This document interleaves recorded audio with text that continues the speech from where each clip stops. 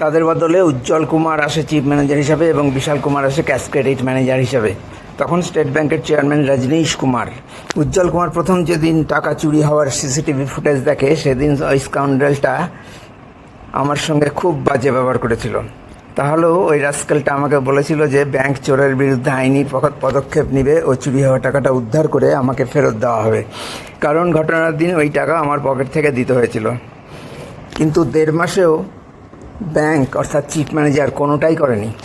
আমি টাকার জন্য তাগাদা দিতে থাকলে একদিন 7 সকালেই চেম্বারে ডেকে উজ্জ্বল কুমার এবং বিশাল কুমার দুজনেই আমার ওপর ভয়ানক নির্যাতন শুরু করে, নানাভাবে ভয় দেখাতে হুমকি দিতে শুরু করে এবং অজস্র মিথ্যা অভিযোগ আরোপ করে আমার চূড়ান্ত অপমান করতে থাকে।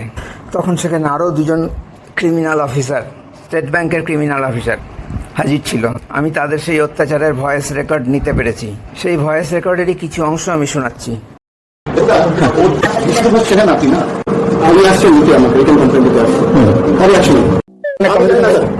যদি উনি উইথড্র করেন সেইং দ্যাট আপনার এই ফলানা স্টাফ জন্য আমি উইথড্র করছি account you will be held responsible for the loss in business 65 lakh से सीसी आज टोटल 15 वर्ष सीसी वेरी इंपॉर्टेंट अकाउंट वो आपके ऊपर क्या आपको बोल देता हूं तो आपके चार ऊपर 4 का रहेगा डिकेसी करने का आपके वॉलेट की ऑप्शन दूसरा किसी का सेल्फ रेस्पेक्ट को आप इस तरह से बोले एक्चुअली ये आदमी बहुत अच्छा है इसलिए आप अगले यहाँ शादी में बैठे हैं আর আমি যদি এটা ধরে রাখি কি যেটা আপনি করেছিলেন সৃষ্টি করেছিলেন তাহলে কোনো ভুল হবে না। আপনি কি করেছেন আপনারা কি কিছু আপনি জানেন না, তো কোনো লোক জানেন না কি হয়।